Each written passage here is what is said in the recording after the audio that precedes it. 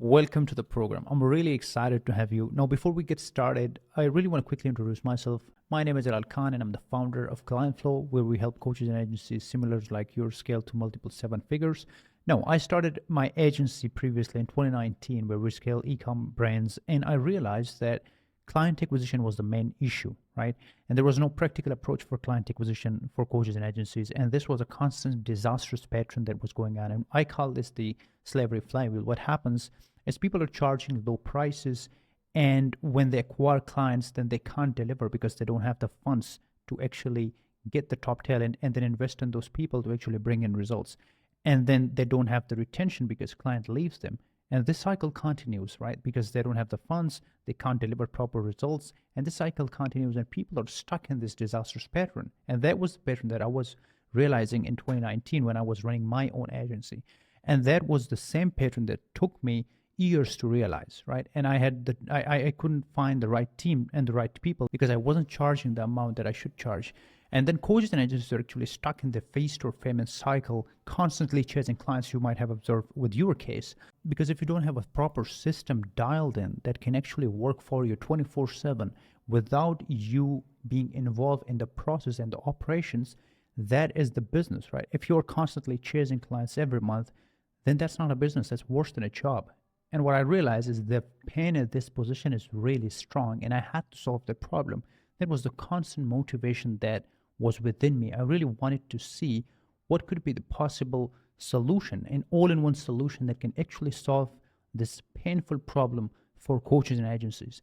And so the realization was that the broken acquisition model is affecting their lives and time, right? And so if their time is like, if for example your time is really valuable, and if that is going to a business, the problems that shouldn't be the problems actually, and you're stuck in those problems, there's uncertainty, unpredictability, there's broken system of client acquisition, you can't acquire clients, then that is actually affecting your family time, that's affecting your life, the stress, the emotional imbalance that actually compounds to a life that is miserable. You think that that's a part of the job, but that's not okay. You have to have a business that's not engulfing your peace of mind. You have to have a business that actually serving you.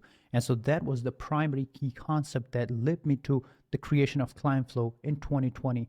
And what happened is I found the formula after a long struggle, years of consistent work and actually helping and working with these people. I realized that there are some fundamental things that they lack. And based on that, I developed the system that I'm sharing with you in this training. And you will realize what's the actual level of operations that you will need to do.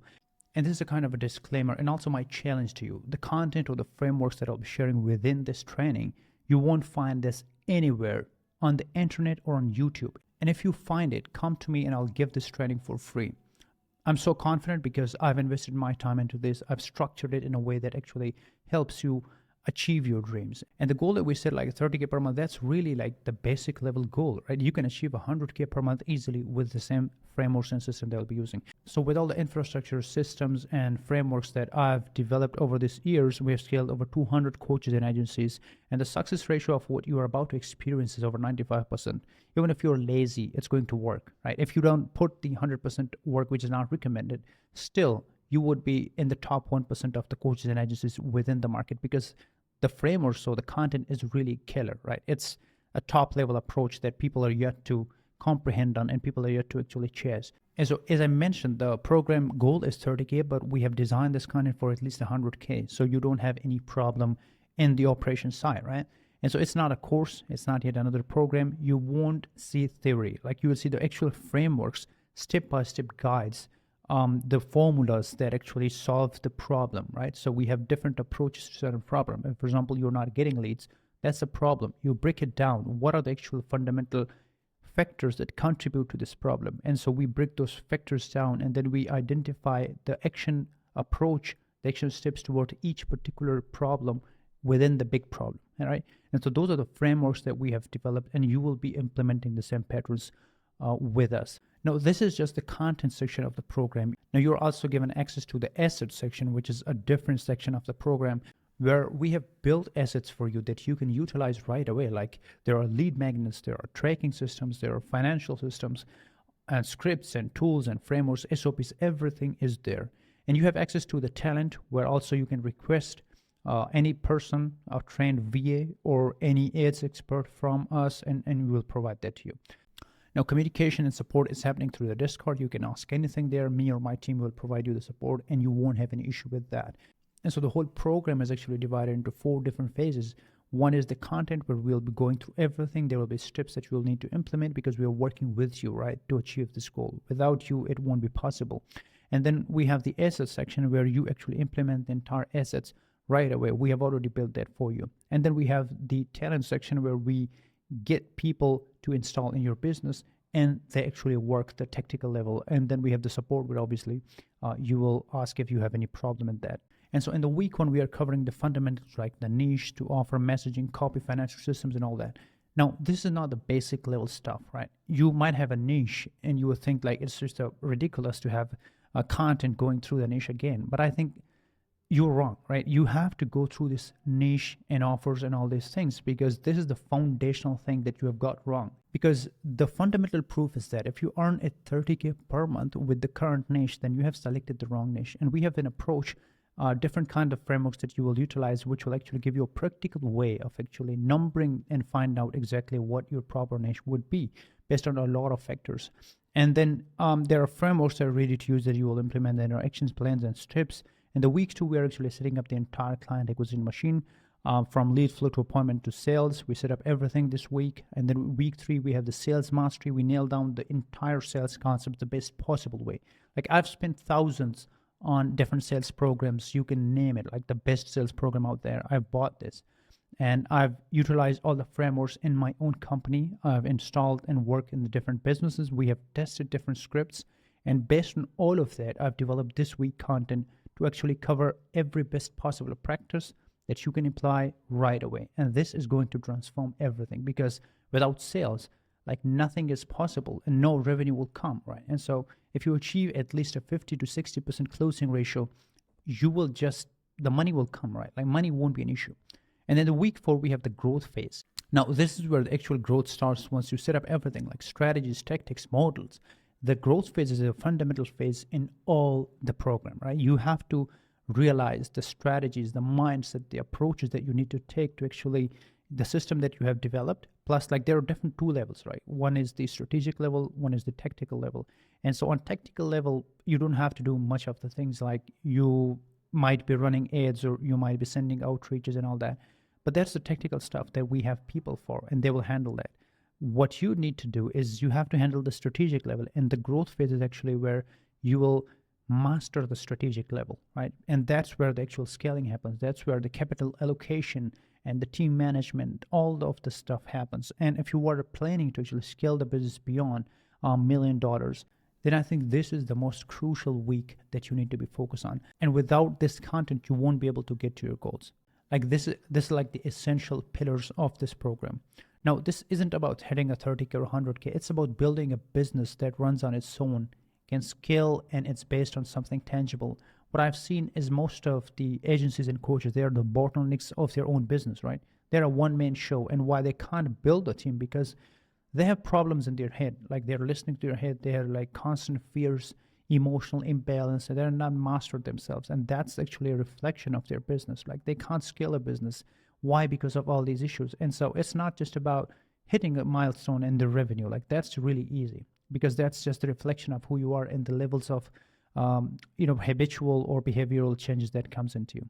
Now, what you need to realize is growth is boring, and you might also find some stuff boring. And that's where your competitive advantage is determined, right? If you feel that the stuff is boring and you don't want to give time to this, and other person is, consuming the content, they're getting ahead of you, that's where the actual winners and losers are being decided. So the actual growth is in the boring stuff, right? There shouldn't be content which like a retention based model that we can prepare really big type cinematic content for you. That's really a different case where you can't learn actually.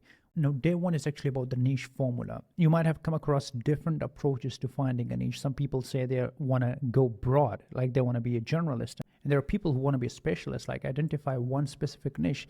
Now, why this debate is actually going on? And let me tell you, journalists or people who actually go for broader niche, they want to target many niche, or actually fundamentally they have an emotion that's keeping them from choosing one specific niche, and that's fear. right? They fear if they want to go really specific, they would lose the market. And that's not true, right? The main thing is that you need to realize is a broad, like targeting everyone is targeting no one. You need to have a specific niche that you can focus on and master that thing. And why this matter is because most people fail at the start because they select the wrong niche, because either they go too broad or they select the wrong niche fundamentally. Now, choosing a niche based on what's good versus what works is actually the difference between struggling for years and making 30K or 100K per month in a few months. Now, the lesson isn't about just a picking niche, it's about engineering so you don't waste time on the wrong market. There are 4 forces of a profitable niche, and we call the NERC model. Now, the most effective models that we're using for the niche selection is what we call the 4 forces of profitable niche. We call it the NERC model. Now, what we do here is we need to check all the 4 boxes if we want to go ahead with a niche. Now, the first one is the severity, right? Is the problem that you're solving is a must fix or it's just a nice to have, right? If you go out with any industry, you want to solve a problem in the industry, you want to select a niche in there. Now, first of all, identify the problem that you would be solving for those specific people. Is the problem really severe? And here's the metrics we call the Eisenhower matrix. It's based on the important and urgent, important but not urgent, and there are different categories. So your niche must come in the first category. The problem should be important and urgent for them. So if the problem is actually in a nice to have category where they're not important, not urgent, or maybe that's important but not urgent, then they won't give focus to that problem. They would delegate it to someone else. And so that won't be your niche. What you need to be doing is to solve the problem they're really, really painful for them and they should fix it must. That is the problem that we'll be targeting. Now, we also look at the economic depth. Like, do they have the money to pay 3K or 10K per month? And the rapid acquisition potential. Can you reach and close them in 30 days or less? Like, what's the sales cycle, right? If, for example, you reach out to someone today, in how much time frame will they close, right? Normally the sales cycle should be below 30. Now, for example, if that's above 30 days, then that's a problem and that's not a good niche, right? And then competitive leverage, like, can you position yourself as the only option in that niche? Because there are a lot of factors that we'll be looking into, and I'll also give you the frameworks on how to become the only option in that niche. Now, the rule of thumb is if a niche fails even one of these, drop it immediately. That's not your niche. If the niche is not actually good on the severity of the problem, the economic depth, the rapid acquisition potential, or the competitive leverage, don't want to go with that niche. Now, step 1 is actually the money scorecard. Do they have the budget? Right? If they can't afford you, they don't deserve your time, right? Now, there are different sections that we have to look into. If they're in the green zone, like ideal people who can actually pay you 3K to 10K per month, like any ticket size that you have. Now, the example would be high-end home service providers like luxury renovation, pool builders. They have the money and the potential to actually have you and they pay you money. And then we have the financial planners, wealth managers, legal services, high-ticket B2B startups. So these are the kind of people who are in the green zone because they have the money, and the problem that they face is also really severe because, as we have mentioned here, is the problem is the important and urgent category, and they also have the funds. Now, if the problem is really severe and they have the funds, then that's the sweet spot and they will definitely pay you, right?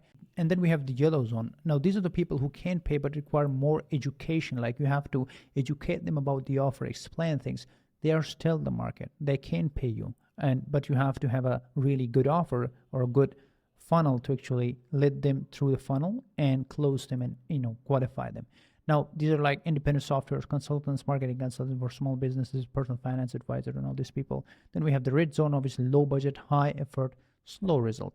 Now, most people, what they do is they target the wrong segment of the market. You are targeting the red zone, and there's a bloodbath in the market, and you feel that your niche is not working. It's really ridiculous. You have to have the right segment of the market. You should be in the green zone, targeting the must-have problem.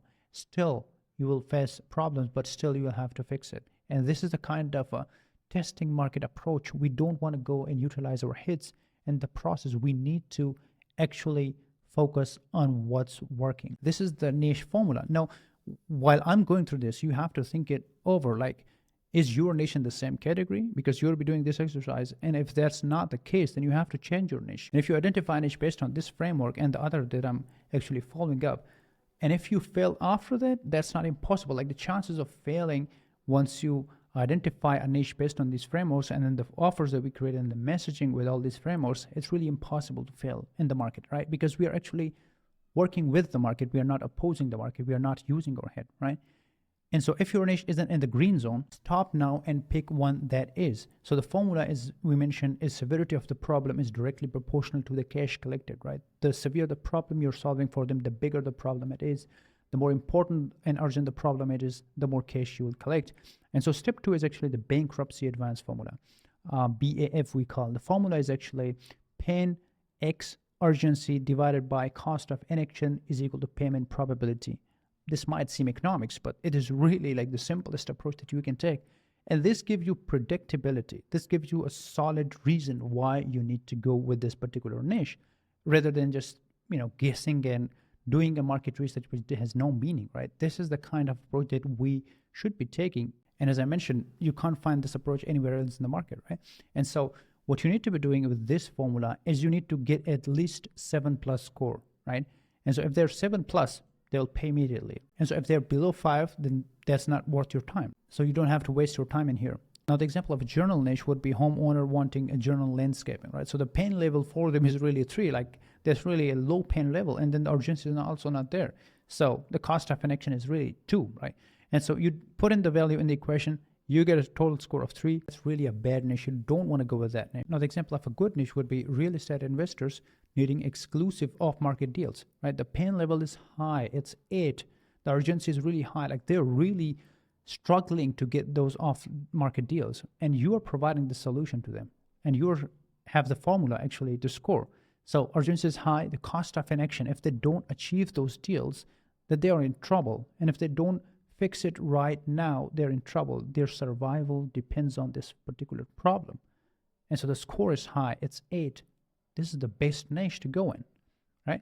And so there are a lot of industries that you need to just put in this BAF framework, the bankruptcy avoidance formula, and you will get your niche. This is like the best approach that you can take, right? And if your current niche is not in this, the score of the current niche is below 5, then change that. Because, as we go and you are not in the good niche, then I think that will create really big problem. Now, step 3 is actually speed to cash test, right? How fast they can buy your service.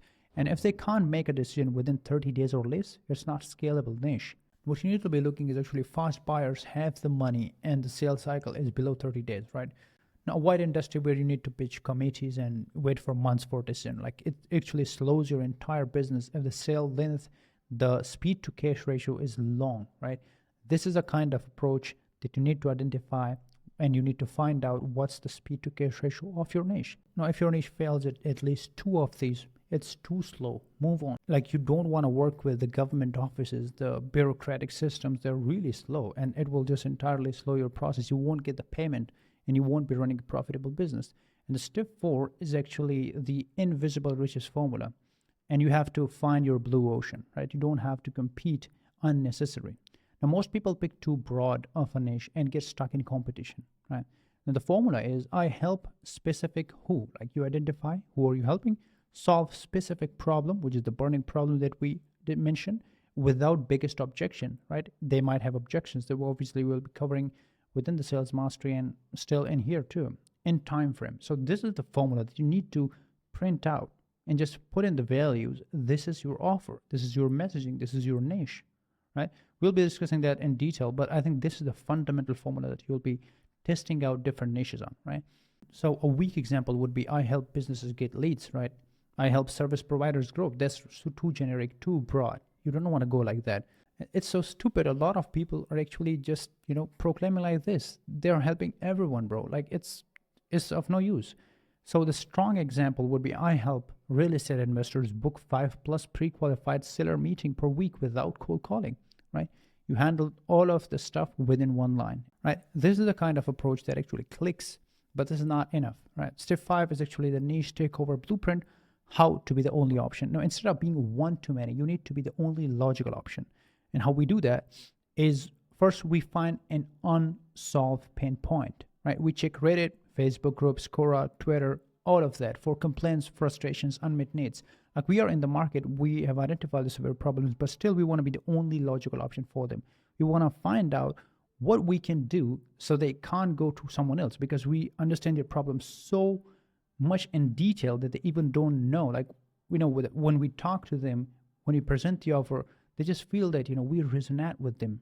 And that's where we need to find a problem that's not solved yet by the competitors. And when you do this research on these different platforms and you find the recurring problem that keeps coming up, but no one is actually solving it, that's your niche, right? So become the anti-choice. Instead of competing on price, you position yourself as a specialist of one exact pain point.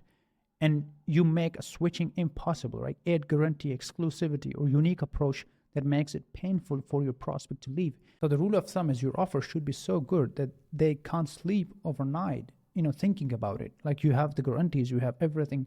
You're targeting the deepest pain and desire that they have. And that's where only you will get the lead. You'll get the person close, right? And so if this is the approach that you're taking, nothing in the market can actually stop you. And so most marketers sell like generic lead gen services, and a consultant would shift with this approach.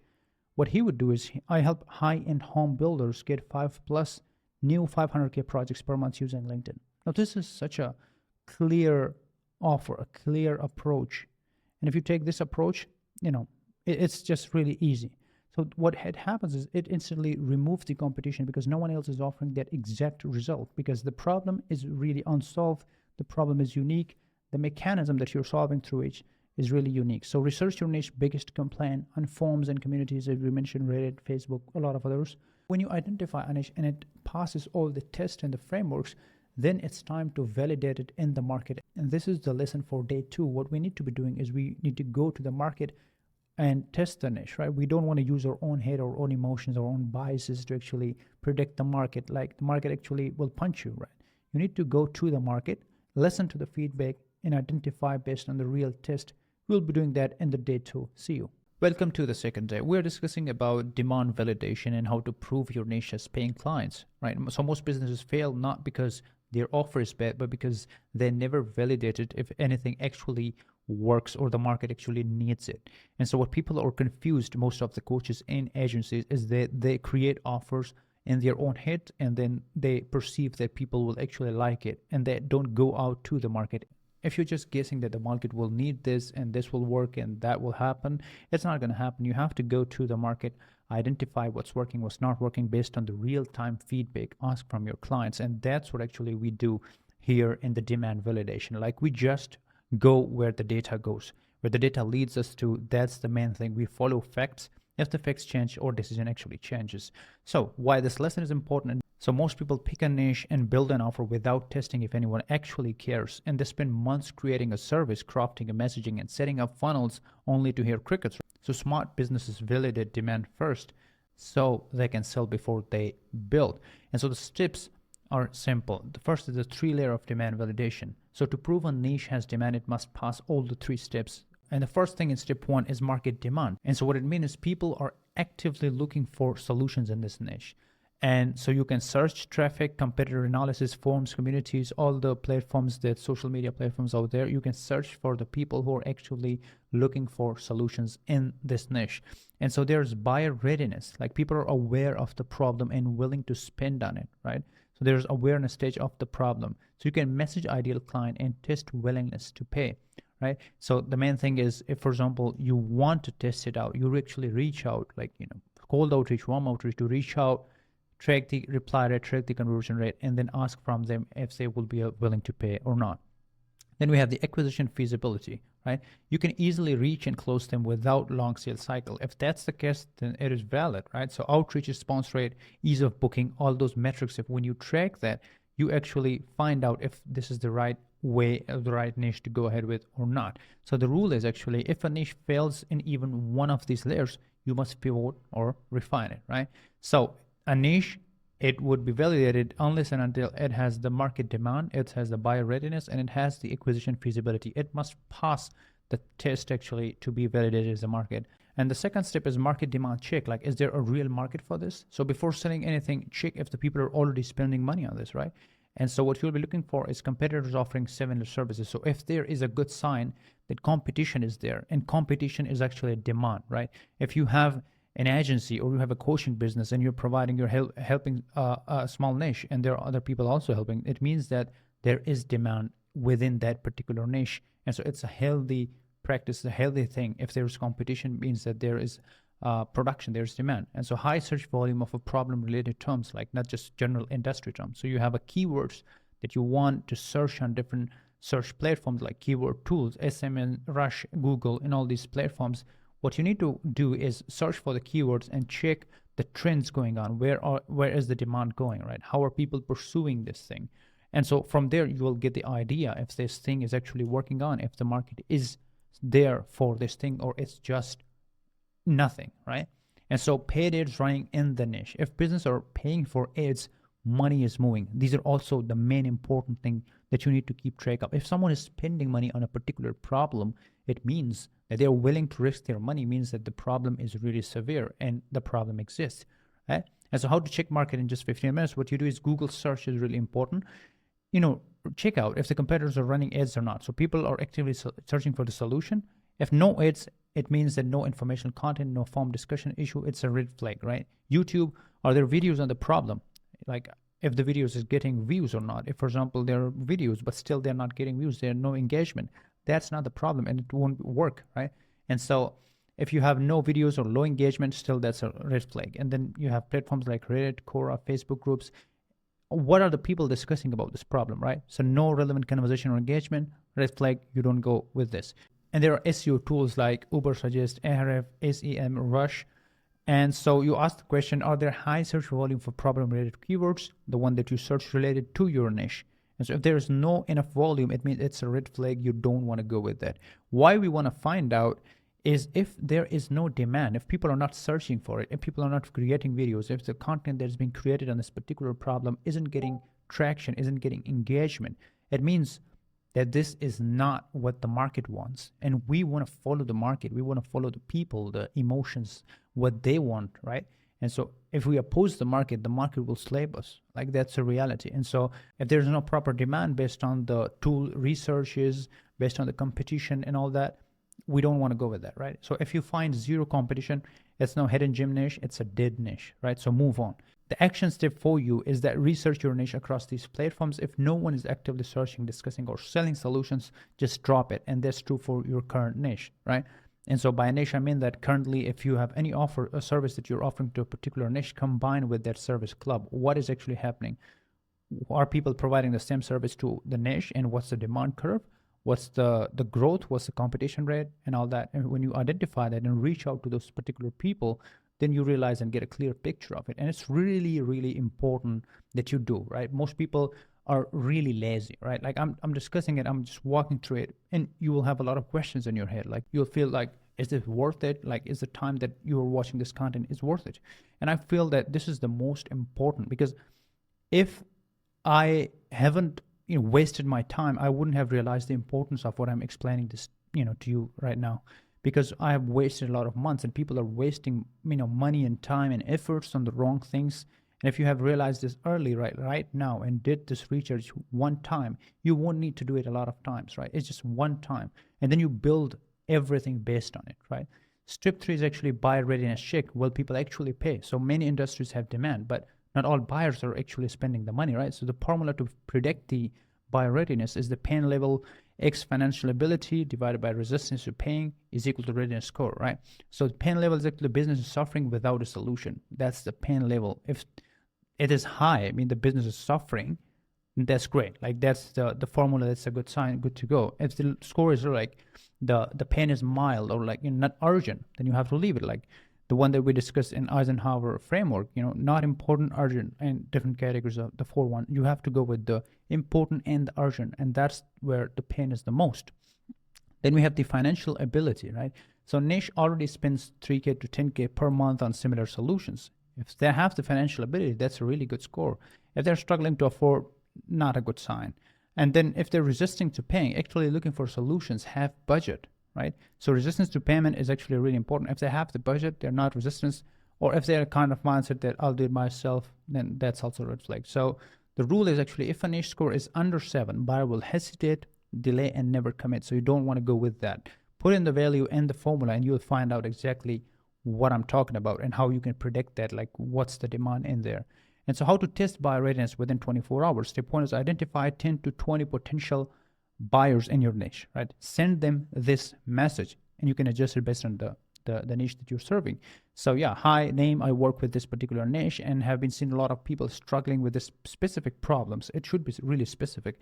And if someone could solve this for you, like in short frame of time, would it interest you, right? So you're targeting the specific problem that they're facing, and you suggest that if someone is actually, if someone will solve this problem for you, what, will you be ready to discuss that? If the pain frequency is high, they will definitely respond to you. And so you track the reply rate. So for example, if you send 100 messages and your reply rate is 20%, it means that the problem is really severe. People really want to discuss it.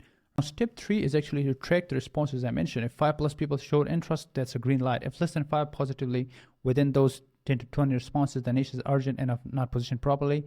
Now, the action step is send 10 to 20 DMs today and test power responses. If nobody cares, you have the problem.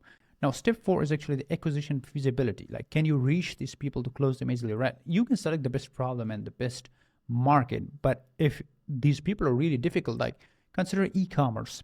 There is a great potential in e-commerce, and people are they really want to solve this problem. They want to have people coming into their website so they can buy their services, and there's a great potential. They want to spend the money because they have it. But the problem is, like, you can't easily find e-commerce people. You have to have a really authority over the niche that you're serving, or you have to run ads, right? And you have to do a lot of things to actually reach these people. And so the acquisition feasibility in e-commerce is really difficult.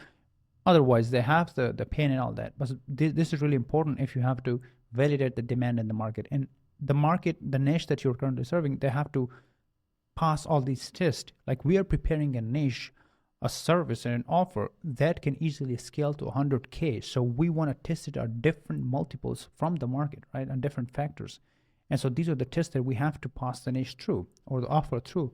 And it like, only then it will be, ready to actually scale, and only then the market will respond to it, right? So the factors are, can you easily find them, like active on LinkedIn, Instagram, or industry groups? And the bad niche is like not clear, online presence. And so do they respond to outreach? So, or if they engage in community, these people are responding to messages, they're active in communication, it means they have the problem, right? They want to discuss the problem. They want someone to help them. And so if they're hard to reach, like no clear contact method, that's a red flag. Then what's the sales cycle like? This is also really important. If their sales cycle is below 30 days, it means they're good to go. If that takes really long time, then, you have to think over. And as I mentioned, the action step is you have to reach out to at least 10 to 15 people to track response rate. If you get ignored, then rethink your market. But you have to reach out to the exact ICP, like the exact people that has that problem. Now, in step 5, what we do is we have a 48 hours demand validation experiment. And so what we do is we want to test out that people will buy or not. And so the test is like step 1, you have to find 20 ideal prospects. Then you send them the message, like on any platforms, the same message, and then you track response rate as you mentioned previously. And then if no one replies positively, stop it and move ahead. Now, the checklist for here is simple.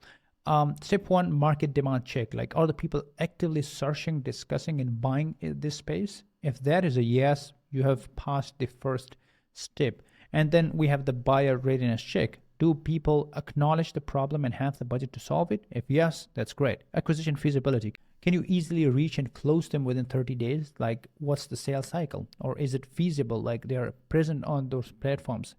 And the 48 hours test, obviously, have you spoken to real prospects who showed interest? And so if your niche passed all these steps, then congratulations, you have a niche that is being tested by the market, and now it's bulletproof. Like, you have now a proof of concept which actually is working. The market wants that solution. People are actually searching for it. And now it's time to actually scale it and prepare an offer for it, prepare messaging for it, and build out the whole foundation around this particular problem that we have identified. And this is the scientific way of doing things, rather than just selecting a niche based on just random feeling or gut feeling and then complaining about if it's not working, right? Like, that's really an unfortunate thing that the people are doing. And I used to do the same mistake when I was starting out. And I think when you realize this thing, that you have to do the work, like you have to put in the work the right way, like you have to be patient. Like, this thing will take time. It's the process.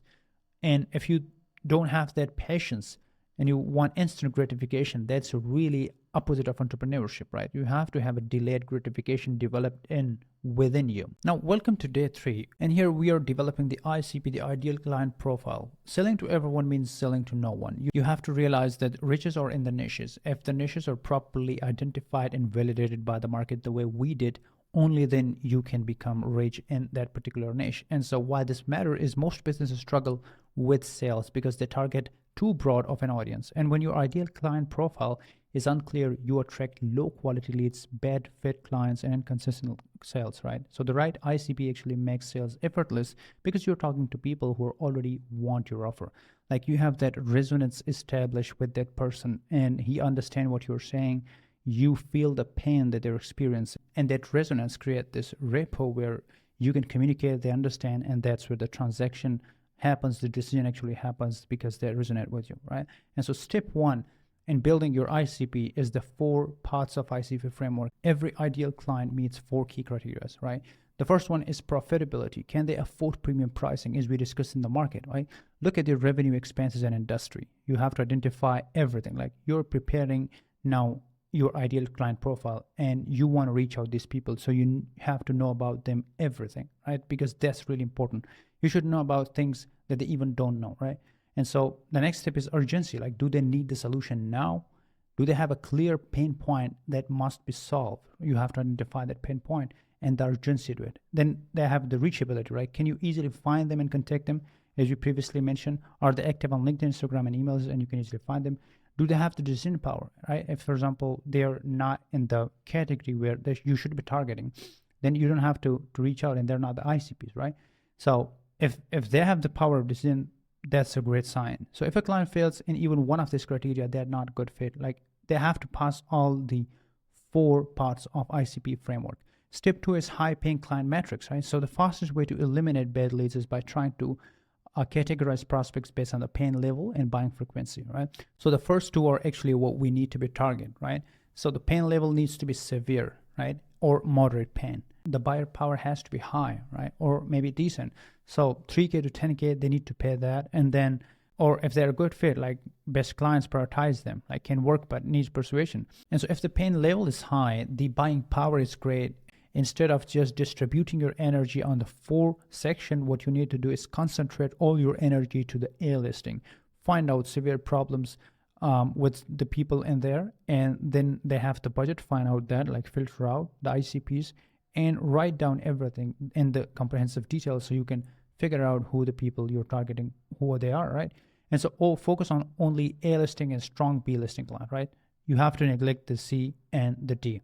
Step 3 is the Hell Yes ICP scorecard. So use this a simple scoring system to qualify leads based on the working with them, right? So the first is financial ability. You struggle to afford services, that's score 1, like really bad. You know, if on the score 3, they're like can't afford but hesitant, right? And score 5, if they're like the perfect fit, like can pay premium with ease, right? And so you have to do the scoring to actually get the ideal client profile, right? Problem urgency, what's their rating? What's the score you give them, right? 1, 3, 5, define the scoring based on these parameters. And so score each of the problem, like problem urgency, decision power, long-term value, based on all these factors. You have to score between 1 and 5. And this will give you a complete number, and that will actually determine if you want to go ahead with this or not.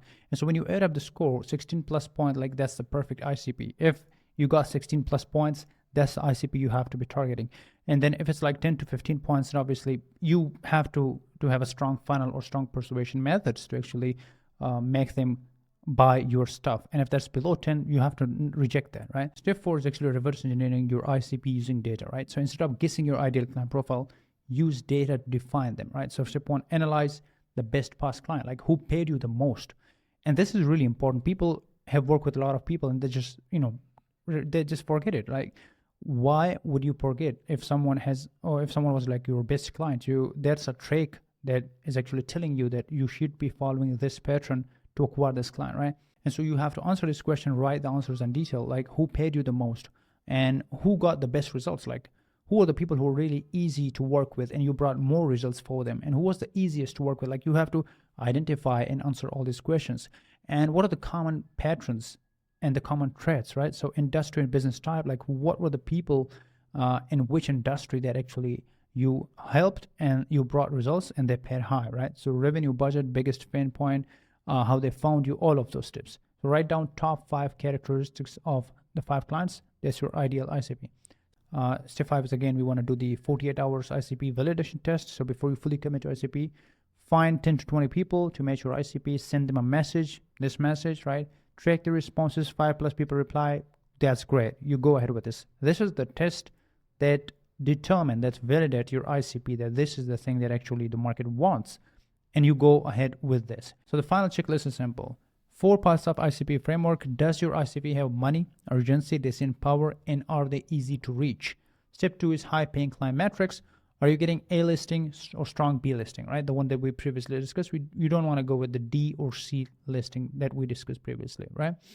Then the step 3 is ICP scorecard. Does your ICP scorecard is 16 points or above? The one that we previously discussed. You have to get at least 15+ score to actually see that your ICP is really in pain and they actually are the good fit for the service that you provide. And step 4 is reverse engineering the ICP. So did you analyze the past clients and define your ICP, like based on your past experience? If you had clients, then that will actually give you the more clear picture based on the data. And the 48-hour test, like, did at least 5 clients showed response or interest? If they showed response, then that's a great sign, and that's actually past the ideal profile test. So if you have all the metrics they passed, then that's the ICP and you should be going ahead with that. So you identified the niche, you have validated the market demand, and now you have the ICP created. If all of these steps are passed, only then you can proceed. If anything, any step is failed, you have to go over and start from the start, right? So for example, you have identified the niche and then you have validated the demand, but the ICP has actually problems. You need to go down deeper and do the research, right? Because most of the questions are actually answered by the research. And if you do further research, you will actually find out the solutions, and that will be really easy.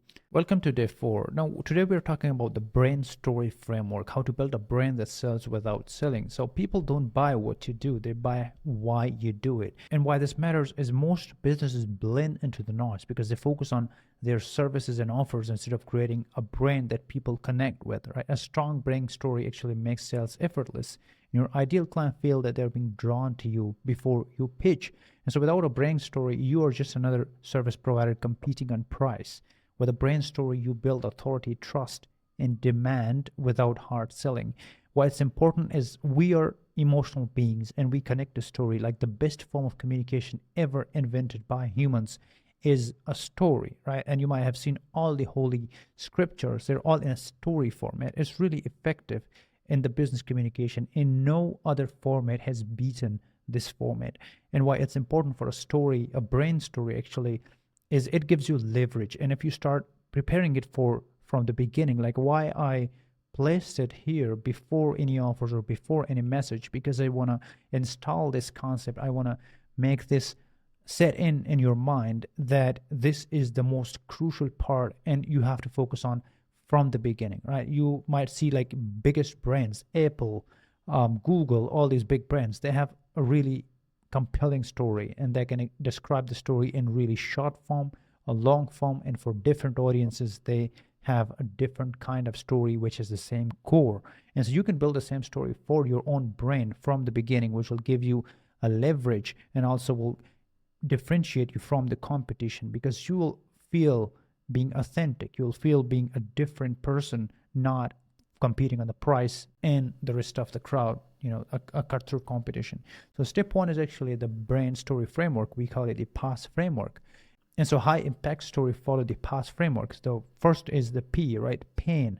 So the personal struggle or frustration that led you to this business, right?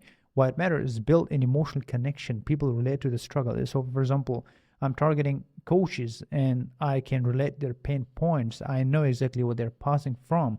And so I have identified the pain points, and now I'll talk about what I have been through, my pain points, and why I've realized this issue and what were the main motivating factor. And so if I tell these pain points, they connect to it. It's just a resonance that creates. And then there's an aha moment, the realization or breakthrough that changed everything, right?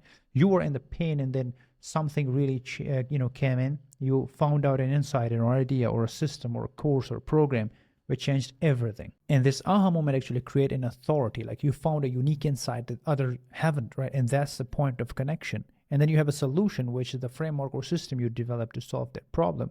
So you position yourself as an expert with a proven answer.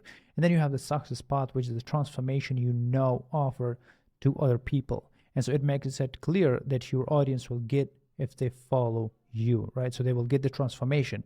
So for a story to actually excel, it has to pass these 3-4 frameworks. Like one is the pain, the aha moment, the solution, and the success path. You have to go through all these 4 steps so it will be memorable and also compelling. Step 2 is actually creating your brain story using the past framework. This is an example. Like the pain would be where you started, right? The relatable struggle. So what problems, frustration, limitation you faced in the business? Like how did it make you feel? Why was it so frustrating? Example, a year ago, I was frustrated watching business struggle to get clients, right? So they were spending money on ads, posting content, and still not seeing results. I knew there had to be a better way. And the aha moment would be, then I noticed something, right? The businesses that were winning weren't just running ads or posting content. They had a system for attracting and closing high value clients predictably. This is where I realized that client acquisition is about tactics, it's about frameworks. And so this is the kind of realization or insight or some system that I came up with, right? I had this pain and then I came up with a system. I realized it. That is the aha moment. And then what you do is you have the solution, the system you built that solved that problem. So I spent months testing and refining the client acquisition system that resonates that removes actually the guesswork and it focuses on targeting, messaging, and automation. So businesses never worry about lead generation again. As a result, we have a predictable way to scale a client without stress. That's the solution that you put in the story, right? And so it follows a logical order, right? And that's why it's really compelling. And then we have the success path, like what you now offer to others, right? So now I help businesses install the same system so they can grow to a 30K per month and beyond without relying on referrals or struggles with inconsistent lead flow.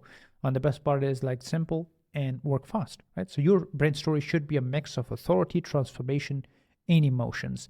And so you have to write your brand story within this structure, like 2 to 3 short paragraphs. That would be the main fully functional story, right? And then we have the 3 psychological hooks that make your brand story unforgettable. So to make your story stick, you need to activate these 3 core psychological triggers. And the first one is the relatable hero. Like people root for those they relate to, right? So how you apply it, you share your early struggles and challenges honestly, right? So if they relate to your struggles and they're experiencing the struggle themselves, then they will want you to win, right? That's the relatable hero story, right? And then we have the paradigm shift. The people crave a new way to do things. Introduce a shift that change your approach. You can approach this framework with different angles, and you can utilize it in post, or you can utilize it like anywhere. We discussed that.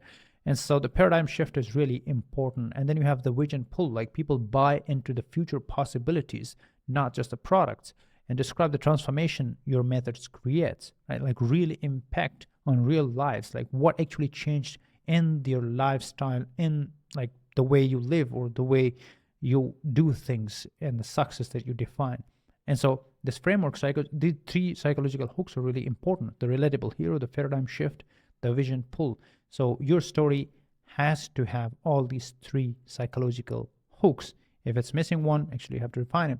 Step 4 is actually the 60-second storytelling frameworks. And so for short form platforms like LinkedIn, Instagram, YouTube Shorts, you need to have a punchy, impactful way to tell story. Like you can't present your story in different paragraphs on these platforms. It actually, no one is going to read it, right?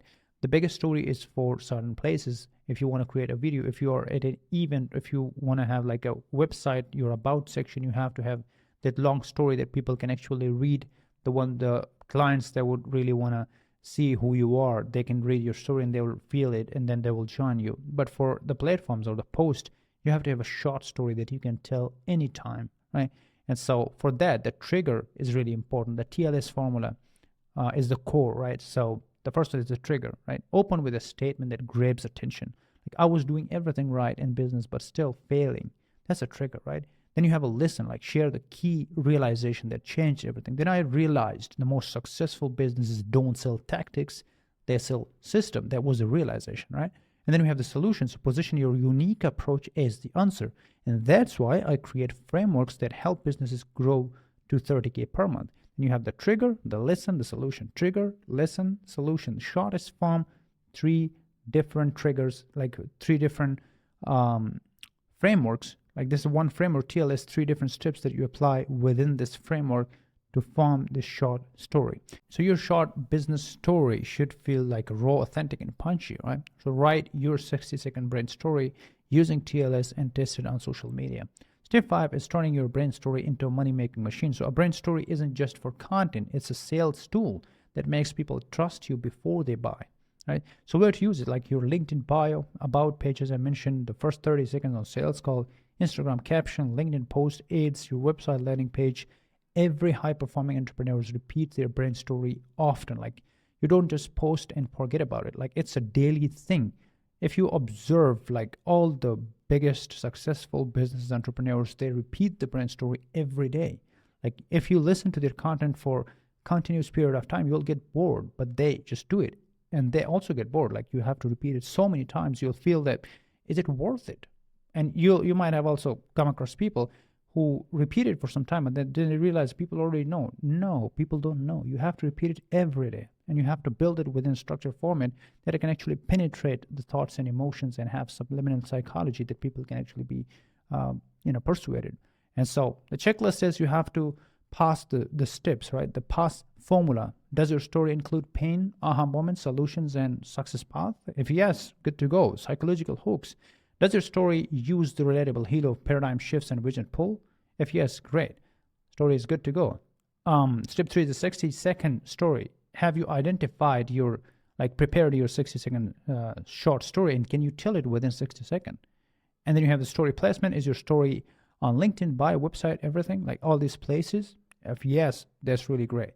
And then step 5 is the engagement and testing. Have you shared your story and tested it on different audience responses? If that's great, your story is good to go. Welcome to day 5. Today we're going to create a bulletproof offer, like how to create an offer so good they feel dumb saying no.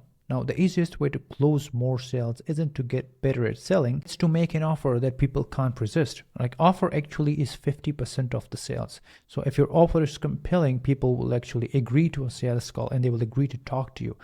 But if the offer is bad, then you lost 50% of the game. And why it matters is most of the business struggle because your offer is weak, vague, or sound like everyone else's. Like a bulletproof offer makes people feel like they would feel stupid saying no. If you're getting price objections, ghosting, or I'll think over it, like your offer isn't good enough, right? Like those are the objections that actually are coming for a weak offer, right? The right offer actually closes deal without pressure. Clients feel like they would be losing money by not buying. And so that's perspective, that's the emotional balance that we need to target. So step 1 is actually the 3 laws of a no-brainer offer. A truly irresistible offer follows these 3 laws. The 1 is a clear ROI. The client must instantly see how this makes them money or save them time, right? So if they can't picture the outcome, they won't buy. That's the law 1. The second law is actually low risk. Like the offer must feel safer than the alternative, losing time, failing, or wasting money. People hate risk more than they love gain. And so you have to minimize the risk and this will work magic, right? So the third is urgency and scarcity. The client must feel like waiting is equal to losing money or missing an opportunity, right? So if they think that they can get it later, they'll delay forever because, as you mentioned, if the issue is urgent and important, that they won't delay it, right? And you have a solid offer that's solving that specific problem, pinpoint with a proper messaging, with a proper audience, and your ICP is the ideal. You have validated the market demand, and the offer also is really the best. Like it is penetrating. It's a bulletproof offer. It will just pierce through the mind. The person will actually decide right away. And so if your offer doesn't check all these 3 boxes, it's not a strong offer. So write your offer and ask, does it have a clear ROI, low risk, and urgency? If not, refine it. Step 2 is actually the 100K offer formula, which is the money formula that we make. So to make your offer undeniable, use the money formula. The aim is actually money in, money out. Like show exactly how this will make or save them money. Like your client, if you're talking about their money, their problems, their ROI, their CAC to LTV ratio, then they see like the clear picture of how things will go. Like we guarantee 50K in revenue or you don't pay, right? So that's a tangible outcome in terms of money. And then we have the objection killer, like remove every reason they would say no. So we do an exercise, and you will also get access to the framework of the offer creation, where we find out what would be the possible reason. Like that's a simulation exercise where you do everything beforehand actually executing in the real world. And so we find out what would be the reason for the failure, like the failure scenarios. So we find out every reason that people would say no. And so then we, fix all this. We do all the work. If you don't get results, we will refund you. Like we get a proper, flow of the objections, and then we solve those objections with solutions that they can't actually resist to that, right? And so then we have no extra work. So the offer must be effortless for them. So like it takes less than 2 hours a week, or team handles the rest, right? So if, for example, they're giving less time, it's effortless for them. They're also, objections are being all handled, and the money is also great. Like the return, it seems a really great return. And then we have easy to say yes. Like it must feel like a better deal than doing nothing, right? So not working with us means that you're losing 10K per month.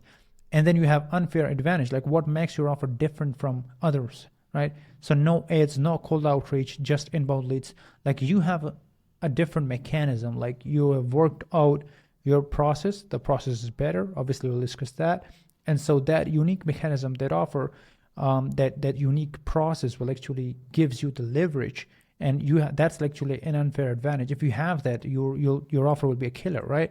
If you don't have that, that's okay, but that actually adds to the value, right?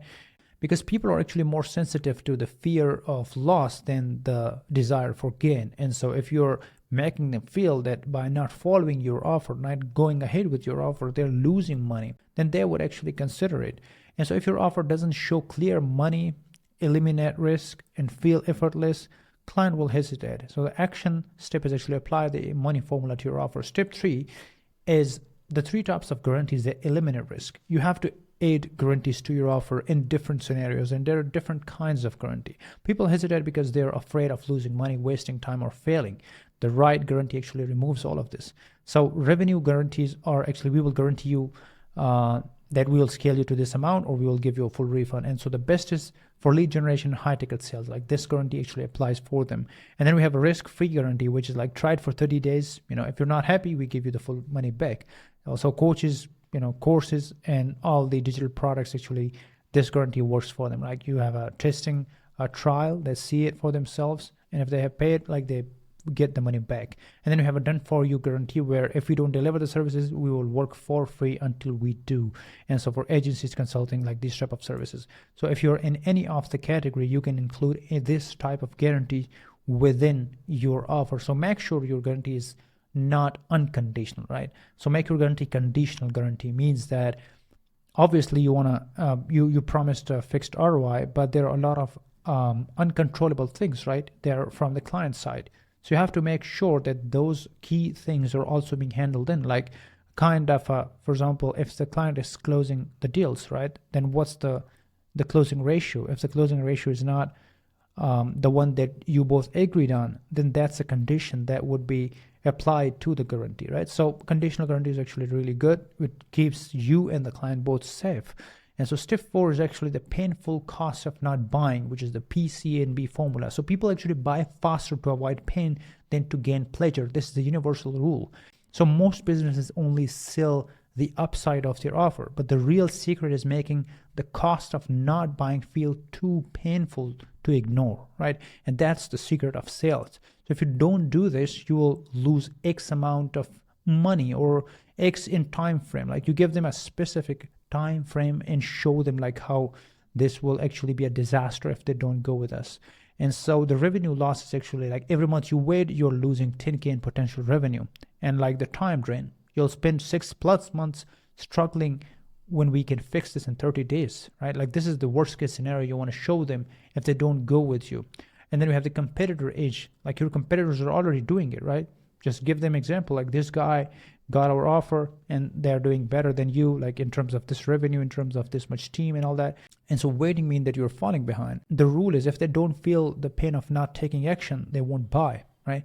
So at a cost of not buying statement to your sales script and the offer page, obviously we'll provide you the sales script, so you don't have to worry about that. Step 5 is actually the instant decision framework.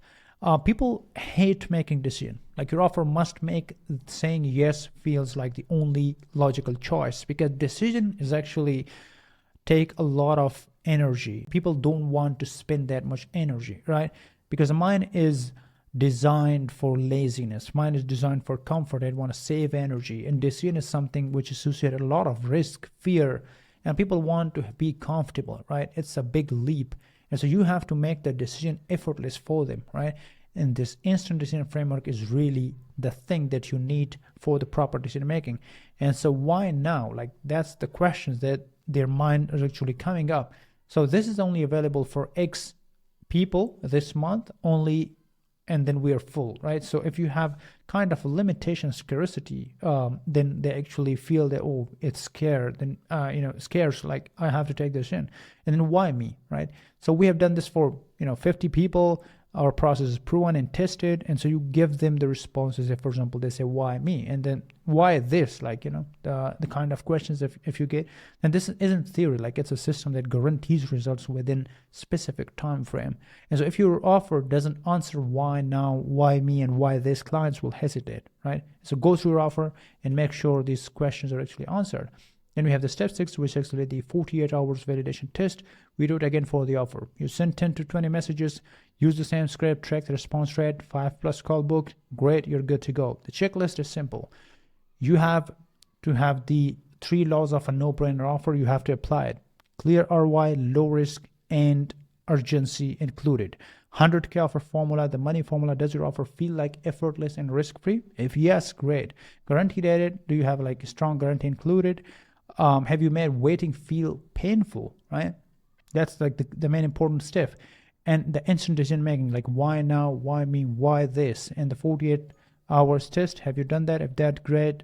So if all of the points are actually good to go, then your offer is prepared, and now is the time to move ahead and actually build the messaging. And I think the offer that you create with this framework, with the frameworks that we discussed, I think no other offer can actually compete with this, because this is the offer that is tested on the live market, right? And you don't have to overthink it, right? Just do it. Just do things.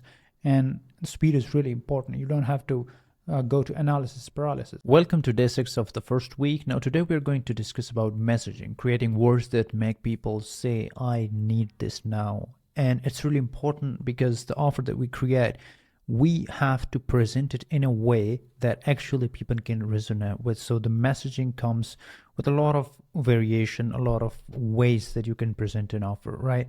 And so it's not about what you sell, it's about how you sell it and how you say it. So why this matters, most businesses have a great offer but fail to communicate it in a way that makes people buy, right? So people are not responding, clicking, or booking calls if it's not the offer. It's the messaging, right? So the right words create instant demand. The wrong words create confusion, hesitation, and ghosting.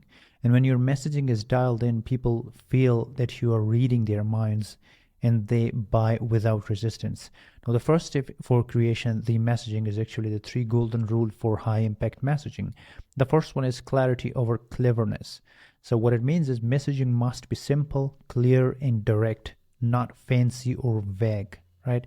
So people make decisions based on speed of understanding. If they have to think, they scroll away. Like you might have seen, people don't want to concentrate their thoughts while they're scrolling or they're online. They just want things to quickly grasp it. And so the speed of understanding of people is really, really important. Clear message, clear thought process actually wins over and gets high response rate, high reply rate, or high engagement. And the second is emotion over logic. People always buy based on emotion and feelings, and then they justify it with logic, right? And most of the marketing, like best marketers, they do mistake of going ahead logically persuading people. That's not going to work, because the mind is psychologically designed in a way that people actually, the trigger in the mind, which is amygdala, that activate first, and the logical side, which is the prefrontal cortex, actually activate after the amygdala. So emotions come first. First people feel the emotion, and then they perceived in with logic, right? So they justify with logic. And so why it works, because messaging must trigger emotions like relief, urgency, or fear of missing out. That's why it actually compels them to take action. And so the third step is result over features. So sell the outcome, not the process. And so clients don't care how you do it, like they care about what they get, right? And so you should be clear about the outcome. And so if your messaging isn't clear, emotional, and outcome driven, it won't convert. And so the action step is take your current messaging and rewrite it in one clear, emotional, outcome-driven sentence. Step 2 is actually the client minds mirror formula. So your messaging must sound like what your ideal client is already thinking. Like the formula is simple. I help who means your ICP achieve the desired results that you want for them to achieve without the biggest objection in the time frame, which is obviously the time frame that you set for the specific goal. And we have discussed this formula again. This is the formula that you will use for your messaging. So the offer you create, obviously you defined your ICP. We did that in the ICP section. We defined the desired goal, because what you're doing with the offer is actually you're bridging the gap between their current state, which is painful, which is problems, they have uncertainty, they have emotional imbalance, and the desired state, which is really a high revenue, emotional balance, and a life of freedom, a life of time that they would want to achieve. And so what you do with your offer is you bridge that gap between their current state and the desired state. You help them achieve the desired state, and your offer actually act as a vehicle for moving them from their current state to the desired state. And you do that only with great presentation. And this is the statement through which you can portray, through which you can impart, through which you can provide this message in a really effective way. An example of a weak or strong offer would be: weak is we help agency owners grow their brand, as we mentioned. Strong is I help real estate investors book 5+ off-market sellers meeting every week without cold calling. And again, the same example goes for the next one.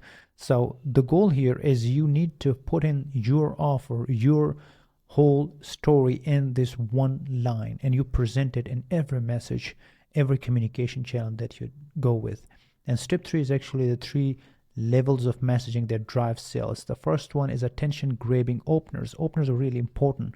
And so a weak opener would be, hi, are you struggling with X, like the problem or anything? The power opener would be, here is why you're getting ghosted by leads and how to fix it. Right? Then we help businesses grow. If you're not closing at least 5 high-ticket clients a month, read this. See the difference. It's really clear day and night. And this is what makes the difference between an average agency owner or coach and someone who is actually making 100K per month, being exceptional, because these are all the details. When you focus on each of the detail, it makes the difference. It's compound into something really remarkable within the business, and it makes you really an authority in your field. And so make your first line impossible to ignore, right? And so you rewrite your first sentence using irresistible hook. Level 2 is actually emotional deep dive. So make them feel the pain in the current situation. The formula is simple. Right now, you're dealing with the biggest frustration. You have tried the common failed situation, but nothing is working. The real reason is paradigm shift that changed their thinking. So you put in the biggest frustration, you put in the common failed scenarios that they've previously experienced, and you put in the reason of the paradigm shift that changed, like you put in that shift in this formula, and it works. So example would be, right now you're posting content and running ads, but you're still not booking enough calls. You have tried tweaking your messages, spending more time, even hiring a coach, but nothing sticks. The real problem is your offer isn't positioned as a no-brainer.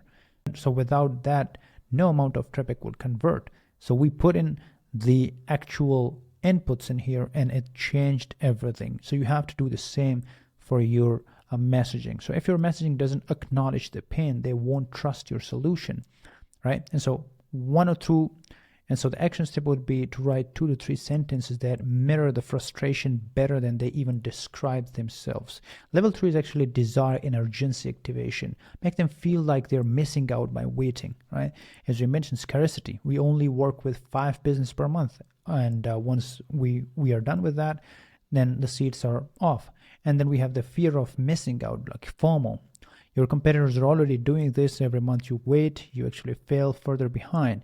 This is the strongest emotion. If you target the FOMO, you can get a lot of deals, right? And simple path to result. Like this takes less than 2 hours a week. We handle everything for you. So as we mentioned, you have to reduce the risk. You have to make it effortless. You have to apply the FOMO and make it scarce. Like scarcity is the key to actually, nailing it down. And then make waiting feel painful. If they don't want to go ahead right now, if they want to think over it and they want to wait, you have to make that waiting process really painful by targeting the scarcity, urgency, and simplicity, these emotions, and so they can come back really quickly. Step 4 is actually the messaging formula that close deals instantly. Number 1 is the new way formula, like best for differentiating yourself. Like most niches are doing old way that no longer works. You describe the old way, like most agency owners are doing outbound marketing, but we use this new universal approach to achieve 50K a month, right? That's the statement. You put in the values in here.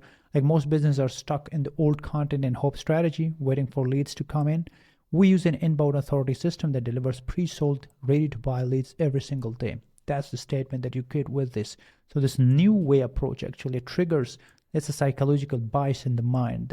We as a human like to have new ways to explore that new way, and people really connect to it. And so you have to apply it. The second step is actually the if-then formula, right? So best for showing a clear solution to a problem. If you're struggling with pain point, then your solution is an answer. You put in the solution and the pain points. If you're struggling, if you're still relying on referrals and unpredictable lead flow, then our automated client acquisition system will change everything, right?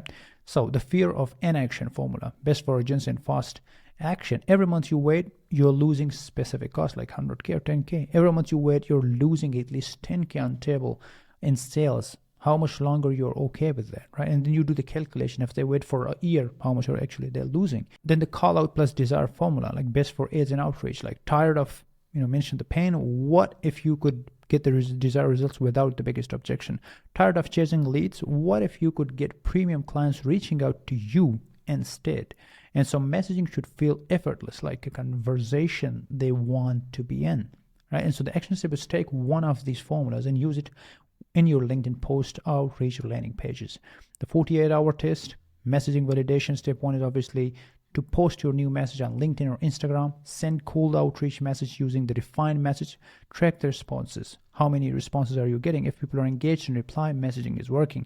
If no, then adjust and test again. Like the formula should be simple. You have the input, which is sending out messaging. You have the process, then getting feedback. Output is actually, the people that respond, and then you get the feedback based on the output of the people that respond. And then based on the output, you adjust your input again, like you set the messaging again and refine it, and then go back to the market and test it out until and unless you achieve perfection. This is how the AI model, this is how everything in the business works. There's no failures, right? There's just feedback, and you get the feedback, you adjust your approach, you take again, and this is how you win. The final checklist is simple. The first is clarity over cleverness. Is your message clear, emotional, and result driven, right? Client mind mirror formula. Does it reflect your exact thoughts? And then does it grab attention, speak to emotions, and create urgency? Messaging formulas. Did you see at least one proven formula? Did you use that? And the 40-hour test is obviously essential. So if you take everything and you used it, and everything is being passed by your message, that's the way to go ahead with. Welcome to day 7, where we'll be discussing a high converting landing page. We call it HCLP, how to turn clicks into clients. A landing page isn't just a page, it's a 24/7 sales machine, because if you are not there, your landing page is still there on the internet. People are watching the videos on the page, people are reading the content while you're sleeping or while you're awake. It's just working 24 hours. It's a salesperson, right? So what this matters, most landing pages are lead conversion because they are too vague, right? Too cluttered, or don't trigger immediate actions. Like high converting landing page in this case doesn't just look good, it grabs attention, builds trust, and makes booking a call feel inevitable. If your page isn't getting leads, calls, or sales, your messaging or structure or offer is broken. So the right landing page is actually a predictable client flow with zero sales effort, right? The first step is actually the 5 laws of high converting landing page. So every HCLP must follow these 5 laws. The one is one clear promise, like your landing page should communicate one strong benefit. People decide in 3 to 5 seconds whether to stay or leave, right? And I've seen a lot of landing pages, big mistake. They have multiple landing, like they have multiple call to actions and multiple points of discussions, and people just juggle things down, and the client is really confused what to do. It's not giving you any results. What you need to be doing is focus on one strong benefit or one strong pain point or problem or solution. That should be one, because 3 to 5 seconds all you have. You have to make the person decide within that. The second is ultra simple design, like no clutter, no distraction, just a clear path to conversion. Every extra element lowers conversion. Simplicity wins everywhere. And then you have the objection killers. Like you have to address doubts before they even arise within the landing page. Like the copy should address the deepest desires and problems, the objections beforehand they even comes on a sales call, right? So if you know the objections and desires beforehand, then you will have solved that in the landing page, and then they would have no problem in the sales call, and they would feel confident, right? Because you answered their deepest desired questions. Authority and proof, use testimonials and case studies, add credibility markers, right? So trust actually shortens the decision-making process. If you have decision like case studies and testimonials on the website, the person who was supposed to be deciding within like a month, you would just go within days. Why? Because you solve actually the trust issue. Now they don't need any reason to delay it, right? Because the pain of waiting is really severe. Frictionless action, like the call to action, must be immediate and easy. Like more steps is equal to more drop-offs. The more you increase the step within a funnel, it's really like the core lesson that you have to learn. You have to reduce the steps and make every step simple, really, that they can actually take the decision within 2 to 3 seconds. Step 3 is actually the high converting landing page structure. Winning HTLP follows the exact structure, like the hook, which is the first 3 second matters, like headline, what's the big promise, like something really exciting. What makes this different and worth their time? And then call to action. This is the format that actually follows psychology. Like we have tested it out on different people, different coaches and different agencies, different clients, and it works all the time. For example, we help real estate investors book 5+ pre-qualified seller meetings per week without cold calling. Subheadline, tired of chasing leads? Get inbound appointments from motivated sellers who want to work with you. Book your free strategy call today. So if the first section doesn't hook them, they will leave, right? So the first section is really important. The hook, the subheadline, and then the call to action. The second step is actually to agitate the problem, make them feel the pain of inaction, like call out the struggle they're experiencing, make them feel why they need to act now. You have to do it. Like right now, you're spending hours cold calling, chasing unqualified leads, and hearing not interested all day. Every month you wait, you are losing thousands and wasting time and on missed deals. These are the pain that people are experiencing, and if you call it out, what happens is they actually listen to you, and that's where you create that resonance. So if they don't feel the urgency, they won't take action. So add a pain point section that makes them feel the cost of not taking action. The solution phase is actually where your unique mechanism comes in. So introduce your method, framework, or system that solves their problem. Make it simple, repeatable, and unique. Example would be, we have developed a 3-step system that delivers ready-to-buy leads straight to your inbox without cold outreach, right? Really strong, really powerful. So your solutions sound generic, it won't create demand, right? Name your method and describe it in 1 to 2 clear sentences. Then the social proofs comes in, build trust and authority, use real case studies, screenshots, testimonials, and case studies, right? So John, a real estate investor, struggle, find clients, and now he is making this much money. Such type of case studies and real video case studies is really powerful. Then call to action, make it stupidly simple. As we mentioned, 1 clear CTA, book a free strategy call or something like that. The 3 psychological triggers that boost conversion. The maximize landing page performance, use the proven psychological methods that we have. Scarcity and urgency, again, make people act now instead of later, like only 5 spots left, and this month there will be no more seats. If, for example, there is more seats, but you have to make the fake scarcity, right? That's really important. Then we have the loss aversion, like fear of missing out is stronger than the desire to gain. Right? This is really the strongest emotion that you ever can target. Then every month you wait, you lose on average 10K potential revenue. Risk reversal, like reducing hesitation or elimination of fear. If you don't see results in 30 days, we will work for free until you do. Guarantees applies here, right? If they feel like they can wait, they won't convert. Like waiting is really not a sale, not a close. Then comes the 48 hours landing page conversion test. So before driving the traffic, validate your landing page effectiveness. It's really important. You don't have to run ads directly, spend your money. You have to test if the conversion or the things that you have done actually can really test. So show your landing page to 5 to 10 potential clients and ask, does this make you want to take action? If not, what's missing? Run a small test like organic or paid. Send at least like 50 to 100 people to the page. Track conversions rate, like goal at least 15 to 30% opt-in rate. If the conversions are below 10%, messaging or CTA needs fixing. So every reply rate or booking rate or the conversion rate, every rate is actually giving you a signal that something is not working. If that's the message, the offer, the copy, or anything. So the checklist is simple. You have the laws of HCLP. Is the page simple, clear, and trust-driven? Then we have the hook and headline. Does the first section grab the attention in 3 seconds? Does it make them feel the cost of waiting? Is the method easy to understand and unique? Are the testimonials, case studies, and proofs? Like, do we have it? Is the CTA clear, direct, or fractionalist? And then, does it use urgency, loss aversion, and risk reversal? Do we have all the psychological triggers? And the 48, have you run the test, the 48-hour test? And do real people confirm they would take action? So if you pass the test and you have the landing page ready, which is based on the frameworks that I described, no landing page on earth can beat it. You have to create 2, 3 multiple, and we have to test each of the page and the effectiveness of it. And that's what we call the A/B testing. And it's really essential for growth. If you're doing like paid acquisition for coaches and agencies, and we are running ads, we are testing different pages and the funnel structures. And so this is the structure that we use to actually build those pages, to create pages based on these principles. Welcome to day 8. And today we're going to talk about the high converting VSL. The video says letter and how to sell without selling. Your VSL should do all the heavy lifting, obviously. So by the time they book a call, they're already sold. Most clients actually face problems in creating the VSL. They either tell us to do it by someone else, or they have like the issues. But this is one of the most important part of your business, and you need to be doing it yourself. Like because you are the face of the company, and it's really important for the trust.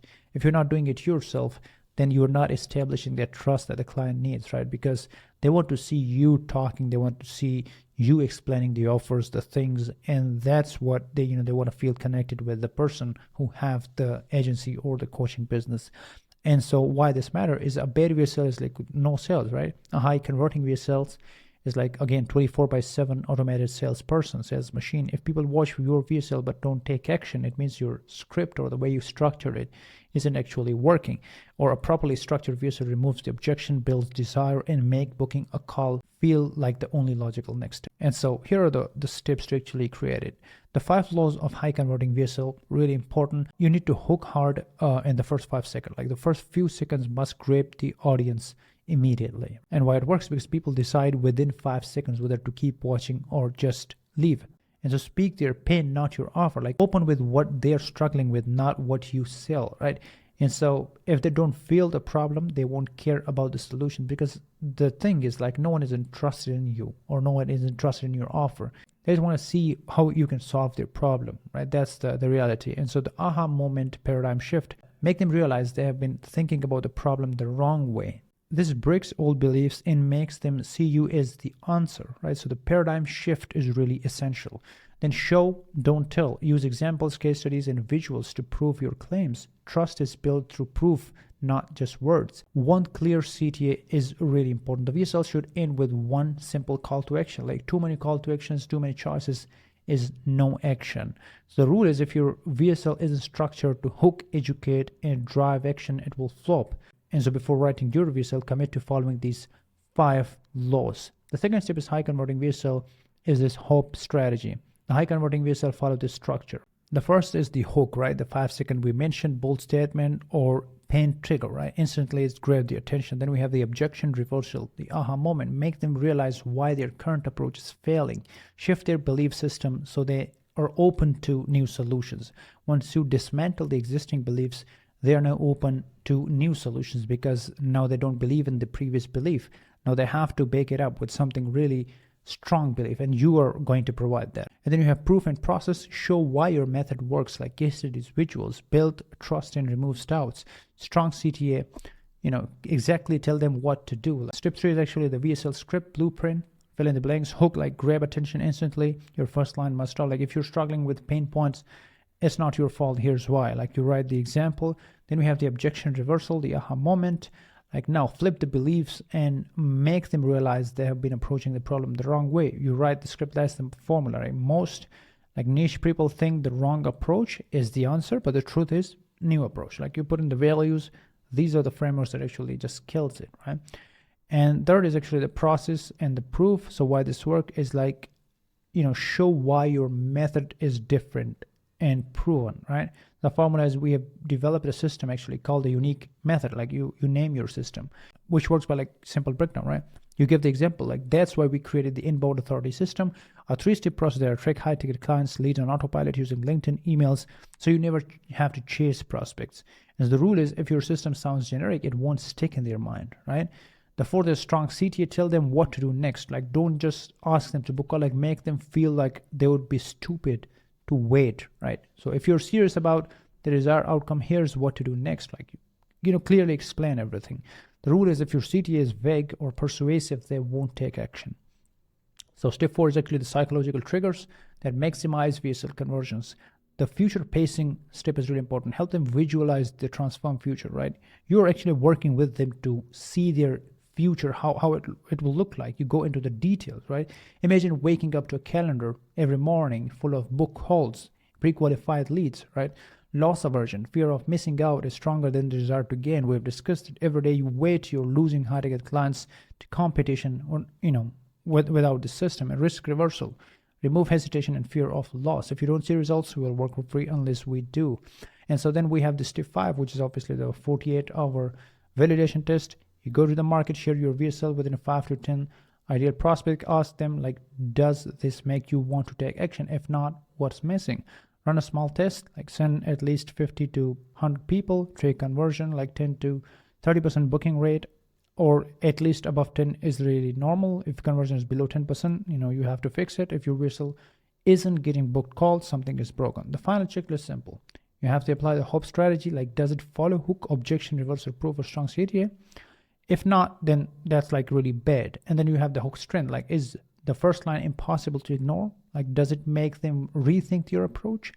Is the next step crystal clear and urgent? Like did real prospect confirm they would take action? Like these are all the steps that you have to check before moving ahead. Like this is the foundational approach to a VSL that kills and get more conversion. And if you just create problems in any of the steps, actually the conversion won't be that high, and it would just impact on the net results. All right, so let's begin our day 9 of the first week by the social proof and authority positioning, how to make clients trust you instantly. Now, people don't buy the best service, they buy the service they trust the most. And why this matter? If a potential client don't see proof that your system works, they won't buy. The strongest your authority positioning, the less selling you need to do. And most businesses undervalue the social proof, but in reality, trust is the biggest driver of sales. And when done right, social proof eliminate the objections before they even arise. And so in the current online spectrum, the social proof or the trust is really important. If you want to sell something, you need to have a proper funnel build up or the process build up, and that should be optimized for the trust, because people are no more susceptible because a lot of factors are going on. People can't easily trust, and the nature of the online world, it's completely changing. So you need to be focused on building a trust and a long-term relationship with your client, and for that you need to be transparent. And the value that the models that we're actually talking about, this will actually help you build a trust that is unbreakable. And when you see the client see actually your work that you have done in trust building, they will definitely go ahead with you. And so the step 1 is the 3 laws of social proof that converts. Law 1 is actually trust over testimonials. Anyone can write a fake review. Proof must feel real and specific. And it's really easy to spot a fake testimonials or review or versus a good one, like the genuine one. And so why it works, because the more detailed and emotional a testimonial, the more convincing it is. And relatability over authority. So people trust stories from people like them more than the big names. So if, for example, you're helping a real estate person and you have a testimonial from your past client who was also a real estate person, And so the resonance is really high, and they would convert easily because now they resonate with the people who you already helped. And so it creates this psychological connection that, yeah, this will also work for me, right? And so clients must see themselves in your past success story. And show, don't tell. Screenshots, case studies, and video proof outperform text testimonial, right? So visual proof is 10x more persuasive than claims. The rule is if your social proof feels vague, weak, or generic, it won't build trust. And the action step for you is actually audit your current testimonials. Are they details, relatable, and visual? If there is any problem, remove the testimonials that are not working. Step 2 is actually the type of social proof that drive conversion. Not all social proof is equal, so stake multiple types of for maximum impact. The one is a client wins, like testimonials and screenshot, makes success feel real and repeatable. You need to have a proper system for tracking the wins, the small wins, the big wins that you're actually bringing in for the clients. And so that actually gives you a leverage, and people see that, yeah, this is an ongoing process, and the process, like the system that you have is actually working. So it's a repeatable process. The example will be WhatsApp messages, emails, LinkedIn DMs, Stripe screenshots. All of these comes in this client wins category. Then we have the authority markers like credibility boosters. So if you're featured on Forbes or spoken in an event, it gives you that authority marker, and people actually resonate with you, like they want to trust you because obviously you have done something good. And then we have the case studies like before and after situation, shows a clear test transformation step by step. Before they had issues, now with our system they have like transformed into the life that they really wanted. So for example, John went from 5K to 50K in 90 days. Here's how, right? This is a kind of testimonials or a case study which people love to see and watch if that's in a video format. Then we have a client video testimonials. Video actually builds emotional trust and stronger than the text, right? As we mentioned. So clients on camera saying like this changed everything for me, and that actually give you a shout out to you. That's really powerful. Then we have data and numbers, which is like hard proof. So facts actually feel undeniable. Like we have helped 500 business scale to 30K per month.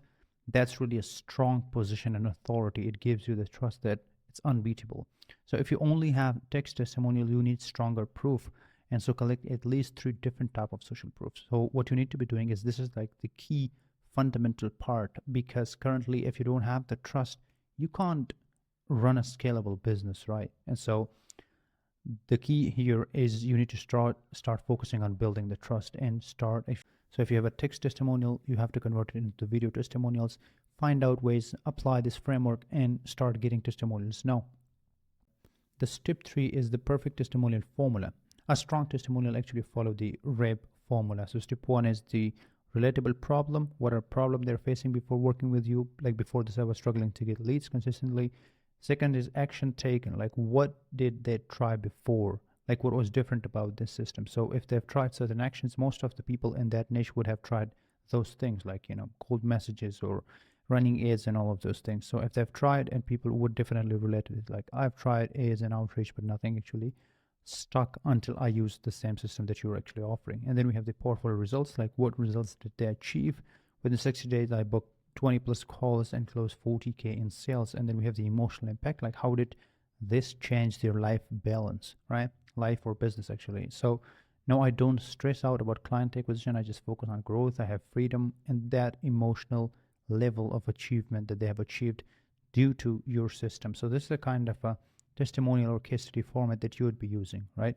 So this is like the step of the action steps that should be applied within. So message past clients and ask about the testimonials using this formula, right? Your testimonial should be in this formula if you really want to make it highly effective.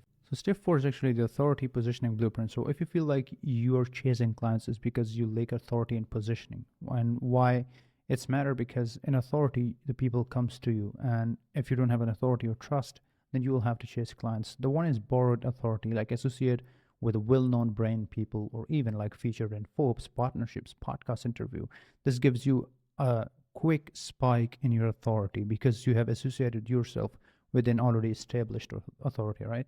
We have the content authority, show deep expertise through content, posting case studies, sharing frameworks, industry insights. This makes you an authority because you are sharing the actual stuff that actually helps your client people, right? Then we have the social proof staking. So layer multiple proofs to create an undeniable presence.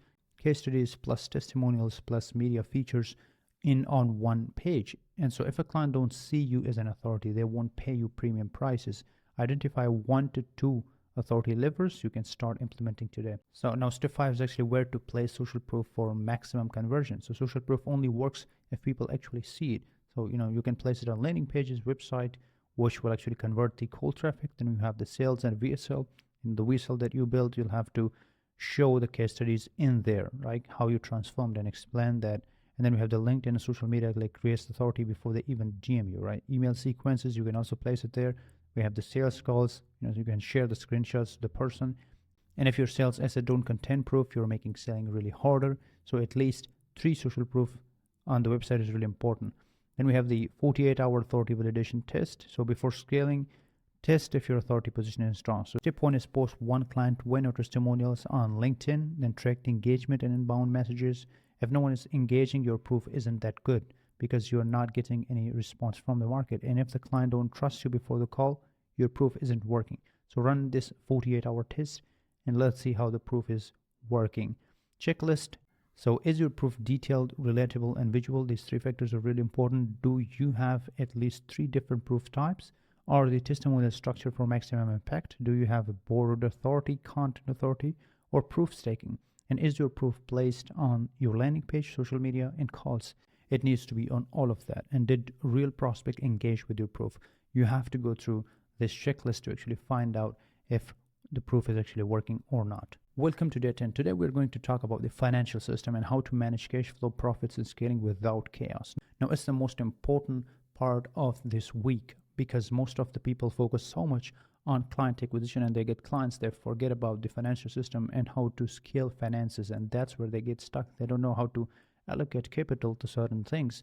And when you don't know about the capital allocation, which is the core business, like in most of the businesses, the fundamental thing is actually the capital allocation, and that's how you scale. So a business that doesn't control its money will always struggle no matter how good the offer is. And so why it matters is because most of the entrepreneurs focus on revenue but fail to control cash flow, leading to stress and unpredictable growth. And a bad financial system is actually scaling problems, low profits margins, and unpredictable expenses. So without a financial tracking system, you won't know if your business is actually growing or is just cycling money, right? So the right financial structure gives you freedom, knowing exactly how much to reinvest, pay yourself, and step 1 is actually the 4 non-negotiable financial rules for you. The rule number 1 is the cash flow first. Prioritize cash flow over revenue growth. So business fail due to the lack of cash, not the lack of revenue.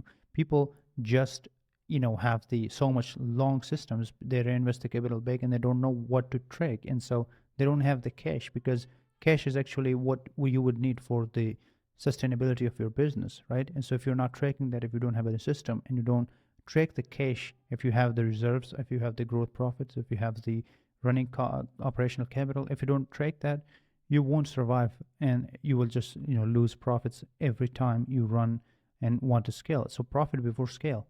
Don't scale unless you're already profitable. More revenue with bad margins is equal to bigger problems.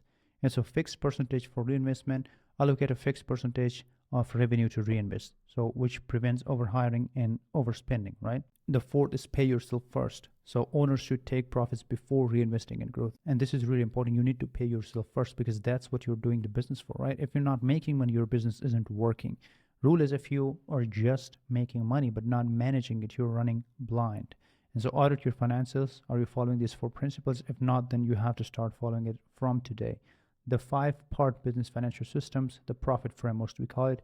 So a strong financial system actually follows the exact framework. The first is profit margins. Revenue minus cost is equal to profit. Ensure you are not just growing but actually keeping money, because that is what determines if you would be survival within the next year or 2, right? Then we have the reinvestment rate, percentage of the revenue reinvested into aids hiring systems. You have to keep aside the money that you have to reinvest in your business. That's called the growth capital. And so stop unnecessary spending and keeps growth sustainable. We have the O, which is the owner pay, how much you actually take from the business. Ensure that you're actually making money, not just covering the costs. So now we have the fixed expenses, which are the software teams and operational costs, and why it matters, because it keeps the overhead under control so you don't overextend. Then we have the investment reserves, money set aside for the future growth, so which protects you from downturn and unexpected cost. The reserve is really important. So people think that you have to go all in and they don't just take care of the reserve. So if you don't have the reserve, actually, you won't be able to take high risk. Then we have tax and compliance, ensure your legal and financial stability, avoid last minute surprises and ensure compliance. And so if you're compliant, you're paying the taxes. This is crucial because sometimes if you're not paying the taxes, it really creates a bigger problem as you scale. And so the rule is if you're not tracking these, you don't have control over your business finances. Action step is set up a simple financial system using this framework. So how to track and allocate revenue like a 7-figure business. So you have to use this exact revenue allocation structure to track your finances. The first is owner pay, like your salary, a percentage of profits. That should be like 40%, or if you want it, maybe more than that or less than that, which ensures you get paid first. Avoid being rich on paper or broke in reality, right? Then we have the growth investment, which should be 25%. And so which gives you allows actually strategic and reinvestment without overextending. Then we have the tax and compliance, so which is like 15 or below that, which keeps you compliant and prepared for tax reasons. Then we have the fixed costs like software, teams, operations, 15%, prevent expenses from ballooning or uncontrollability. And then we have emergency buffer, protects you against the downturn and unexpected cost. So if you divide your capital based on all these parameters, what happens is now you know your business. Like without this, you don't know where the capital is going and you're just wasting money, right? If, for example, you're not tracking your owner pay, then you might be taking a lot of payment and you're spending it on something really ridiculous. But if you're tracking that, you're just getting 40%, and then you also track that with other metrics, right? Then you know exactly where to spend the money, what not to spend the money, what is actually contributing to growth, what's not contributing to growth. And so all these fundamental contributing factors are being decided from this financial system. So if you're spending over 25% on growth while still unprofitable, you are scaling too early. You have to, these metrics actually give you the picture of where you are, right?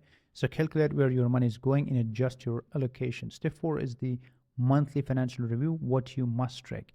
So gross revenue, total income before expenses consistently growing. You have to track the gross revenue because it gives you the business picture of the revenue, right? So we have the net profit margins, then percentage of revenue you keep after cost. So after you minus all the expenses, the payrolls and all of that stuff, and then what's left is actually the net profit margins. Then we have the client and how much it actually costs to get a client, lower than first 2 payments. And then we have the lifetime value, how much a client is worth over time. So 3 to 5x CAC is really important. Then we have the cash in the bank, how much money is sitting in reserve. So at least 3 months of expenses. The recommended one is 6 months that you should have. And so if you don't review financial monthly, you're running your business blind. So set a monthly financial checking in daily to track these numbers. Step 5 is again the 48-hour profitability test. You have to calculate your net profit margins, revenue minus expenses divided by revenue, multiply 100%. And if it's below 30% fixed pricing or cut expenses, look at your CAC versus LTV. If the CAC is greater than LTV divided by 3, your current acquisition structures are too high. Step 4 is if you're not keeping the money, reassess your pricing or cost structure. And if you're making money but keeping little of it, you're not really a winner. So run the 48-hour test and find out where you stand. The checklist is really simple. So step 1 is the 4 financial rules. Are you prioritizing cash flow, profits, and reinvestment limits? Are you tracking profit, investment, expenses, and taxes? Are you paying yourself, reinvesting smartly, and saving for taxes? Are you checking revenue, net profits, CAC, and cash reserve? And did you confirm your business is actually profitable? So if any marks a negative, then fix your financial system before scaling. Now, welcome to day 12. And this is really important because we are discussing copywriting for high converting client acquisition. Your words are actually your salespeople. Mastering copy is actually mastering persuasion. And why this matters? Because copywriting drives every part of your client acquisition system: ads, emails, landing pages, and DMs. So if your copy doesn't convert, nothing else matters. So good copy actually brings more leads, then more booked calls, and more revenue. So the lesson will systemize your copywriting so you can plug and play it into your own machine.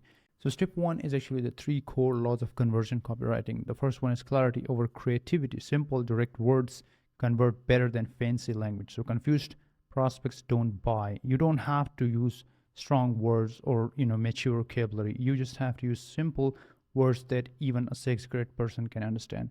And so emotion before logic. Trigger feelings first, then back up with the logic. We already discussed that. People buy with emotions, then justify with logic. Reader focus, not you focused. Every sentence should be about your prospects, not about you. People only care about what's in it for them. So if your copy isn't clear, emotional, and focused on them, it won't work. Review your current copy. Does it follow these 3 laws? If not, you have to review it and fix it according to it.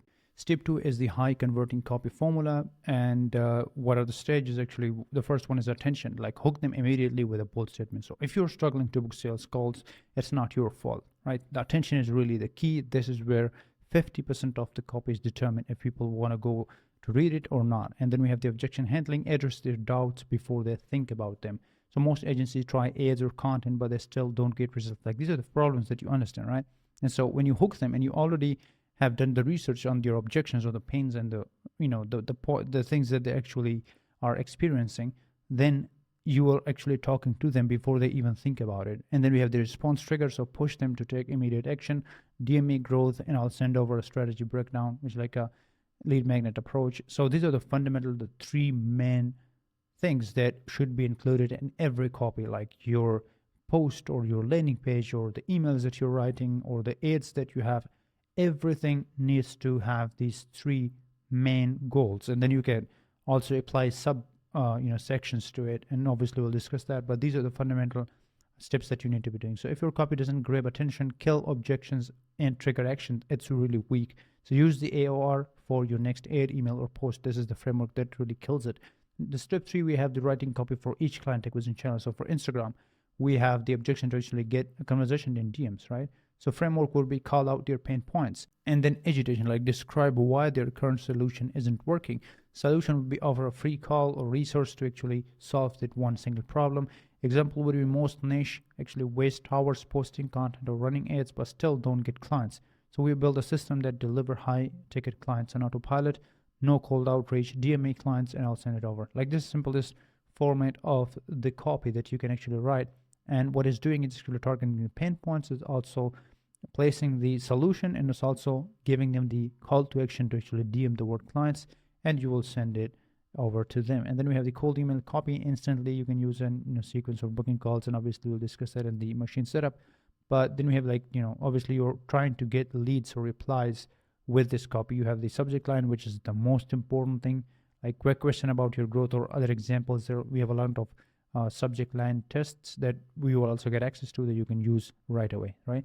But the email body, actually the personalized opening, like you mentioned, something really relevant to them, so they are being hooked, right? Because they know that you have done the research. Then we have the pain points that you actually identify and mention, and we have the you give a solution, then you give the CTA, right? So this would be the example of great copy, right? Struggling with the pain point.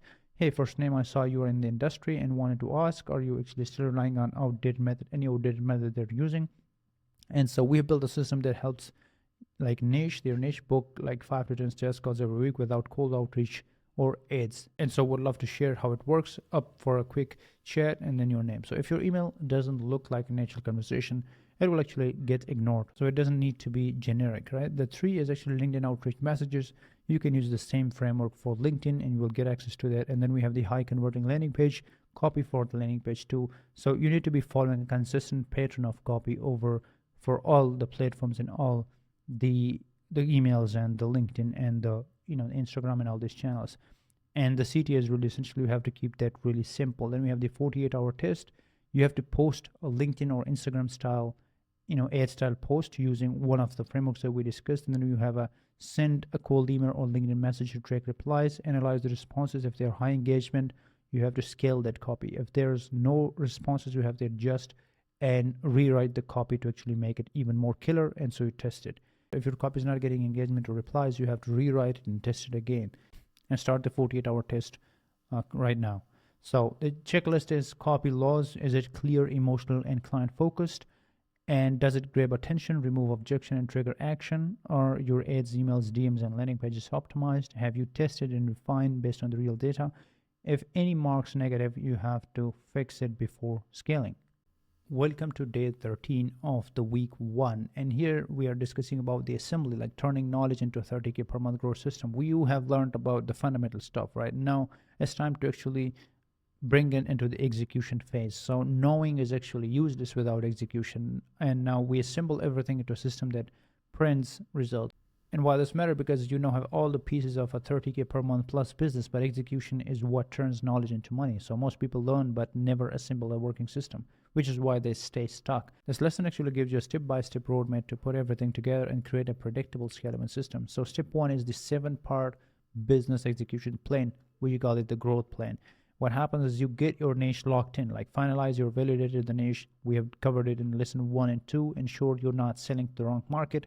Refine your offer and messaging. Polish your no-brainer offer. We discussed that. Your offer must be irresistible before scaling, and you have to optimize lead flow and authority. Set up your HCLP, VSL, and social proof. We discussed that in lessons, and they are like 24/7 client acquisition assets. You have to complete that with the frameworks and the models that we discussed. Then we have the work your outreach and ad system, like set up LinkedIn, emails, and paid traffic. Outbound plus inbound is equal to predictable client flow. Then we have the track and adjust your finances. Use the financial system that we discussed, which actually prevent cash flow issues and bad scaling. Hit your 30K goal with execution cycle. So follow the weekly execution cycle to stay on track. So small adjustment plus consistency is equal to exponential growth. Now, step 2 is the 30K per month execution cycle. So the fastest way to scale is to stay in execution mode and follow this weekly execution structure. So Monday would go to content and messaging, which actually improve your authority and positioning. Tuesday would go to outreach and follow-ups, book calls and optimize. Then we have sales calls and offer refinement, close deals and improve conversions on Wednesday. On Thursday, you have the social proof and marketing, like showcase wins and client wins. Then we have the Friday, which actually goes to financial tracking and strategies. But these would be the main themes and focus for that day. So if you're not executing every week, you're not growing. Follow this weekly execution plan to actually go without failing. Run a 48-hour test to see if you can book calls with your system. If your calls aren't coming in, you have to diagnose if the niche has a problem, if the messaging is not resonating, if the offer is not compelling enough, if the lead flow is not enough, the outreach volume, and all of those things. And so these are the 4 fundamental factors or metrics that you have to track every time there is an issue. So if you can't book calls predictably, fix the system before scaling. Run the test right now. Then we have the checklist. So have you implemented all the 7 steps that we discussed in the growth framework? And are you following the month-by-month plan that we discussed in execution timeline? Are you executing every single week? So the weekly execution cycle is really essential. And have you tested the lead flow and fixed the weak spots? The business system stress test. Like, that's really important. So if any of this actually marks negative, you don't have to move further. You have to fix that first before scaling.